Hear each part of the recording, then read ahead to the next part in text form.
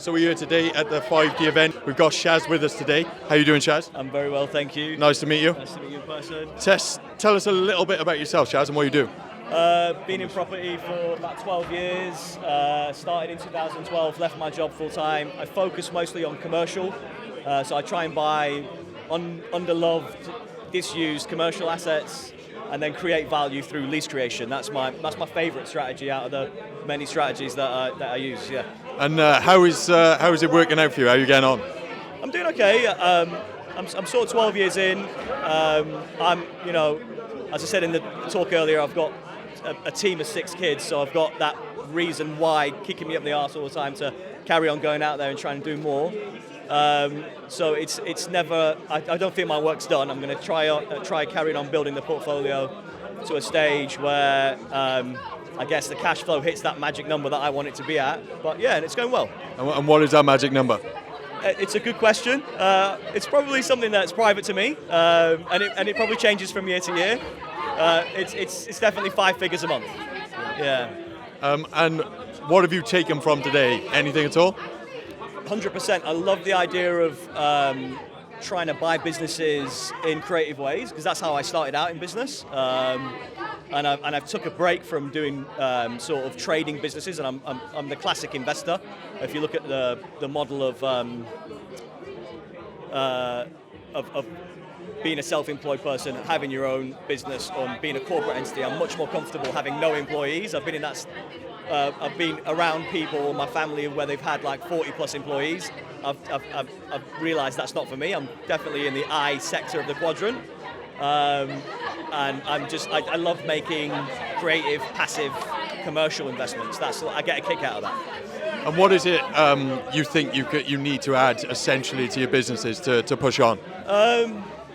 What do I need to add? I think it's probably bigger deals. I want to do less smaller deals and focus on doing larger deals, because ultimately it's the old adage of a 2-bed flat in the West End may well take you the same amount of time as doing a 60-unit commercial to resi, because the process is the same. It's try and find the asset for cheap, try and find a way of adding value to it and financing it and doing planning.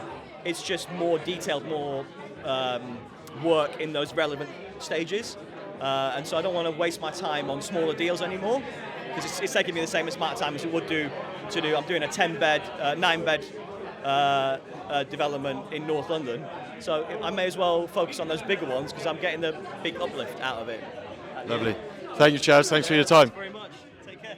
So, Bob, tell us a little bit about yourself. Yeah, so my name's Bob. I'm an accountant, and actually I work in businesses that we buy and turn around. And I've got a family of 3 children, and also have a bit of property on the side as well. Nice. Tell us, Bob, what it is that you do for businesses from an accounting point of view, apart from the obvious. Yeah, so I typically get drafted in as a finance director in the business, and look to turn the business around. So we look for operational excellence stuff, we drive efficiency in the business, and really do standard KPIs within the business as well. And then that typically improves the bottom line, really. And what sort of industries are you working in, or is it just a wide sector? We're industry agnostic. We look for mainly manufacturing, so we've got a good skill set in manufacturing, and then that's what we try and turn around, really. Yeah. So any industry. So how are you finding? What's your day-to-day look like, Bob? What's your typical day-to-day, week-to-week? So typically day-to-day is looking at the metrics on a daily basis, looking at your cash position, looking at the business position, looking at the performance, the margin, etc. And then what happens is you concentrate on the day-to-day, on the numbers that are going to affect your period or your month, and thereafter on a weekly basis you're looking at your strategy, making sure this month's actioned and following month's actioned, and the next 6-month outlook's looking where you want it to be in terms of budget. And how are you finding coming to these events? Does it affect what you're doing on a day-to-day basis, or what you're doing on a personal level? Oh nothing work related really. This is for me on a personal level. I get quite inspired by the younger generation being so focused in terms of their drive and passion to achieve the sort of things I'm looking at in my mid-40s really. So that's the bit that brings me to these events. Yeah. And you enjoying it, Bob? Yeah, very much so, Shane. Yeah, good crowd, good set of people. Yeah. It's really good. And if you had to pick one speaker from today that you took most from, who would it be?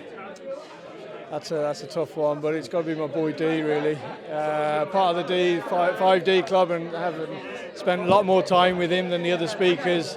I really relate to him. Such a genuine guy. So we're going to see you at the next one, Bob. yeah. Thanks for coming. Thanks for talking to us.